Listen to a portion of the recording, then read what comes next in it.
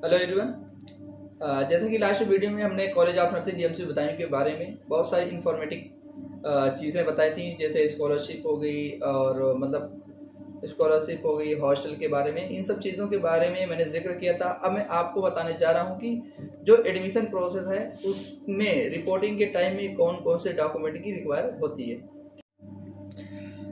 चलो बच्चों, अब देखते हैं रिक्वायरमेंट कौन कौन सी चीज़ों की होती है। सबसे पहले आता है कि जो रिक्वायरमेंट होते हैं उसकी कितनी फ़ोटो कॉपी ले जानी चाहिए, क्या क्या ओरिजिनल डॉक्यूमेंट होते हैं, कौन कौन से चीज़ की है जिसकी फ़ोटो कॉपी लगती है। सबसे पहले देखते हैं 10th की मार्कशीट, ये ओरिजिनल होनी चाहिए। इसकी प्लस दो, कम से कम एटलीस्ट 2 फोटो कॉपी होनी चाहिए, ठीक है।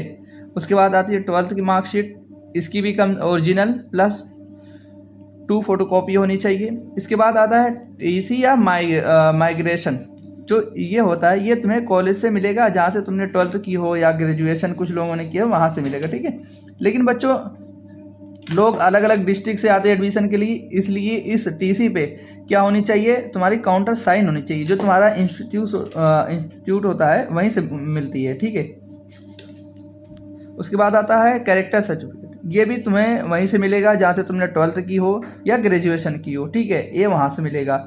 और इसके बाद आता है कैटेगरी सर्टिफिकेट। कैटेगरी सर्टिफिकेट सिर्फ ओबीसी और ईडब्ल्यूएस और उनका लगता है, एससी वालों का, जनरल वालों को नहीं लगता।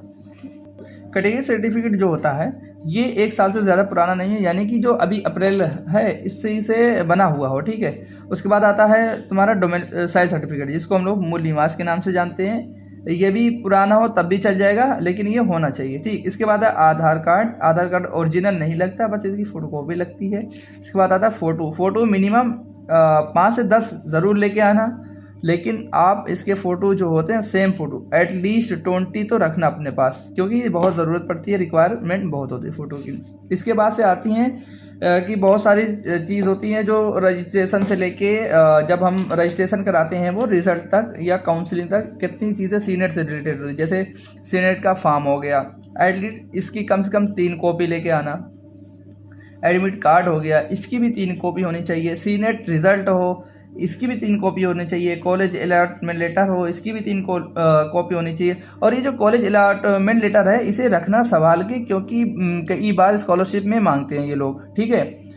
ये सारे डॉक्यूमेंट। उसके बाद काउंसलिंग रजिस्ट्रेशन स्लिप होती है, ये भी लेके आना एक होती है। इसके बाद चलान प्रिंट होता है। इसका मतलब ये होता है कि जो तुम्हारी फीस कटी हुई है, एक बार पहले 40,000 कटी थी, बाद में उससे पहले काउंसलिंग के लिए 5500 रुपये जो लगे थे, इन दोनों की भी स्लिप चाहिए। कम से कम 3 तो लेके आना है, ठीक है। इसके बाद से आता है कॉलेज चॉइस प्रिंट, मतलब जो तुमने कॉलेज का सीक्वेंस जैसे प्रीफर किया था वो वाली चॉइस एक लिस्ट होती है, तुम्हें वेबसाइट पे मिल जाएगा। जब तुम अपना रजिस्ट्रेशन नंबर लॉगिन करोगे तो वहाँ से सारी चीज़ें तुम्हें मिल जाएगी आसानी से, ठीक है।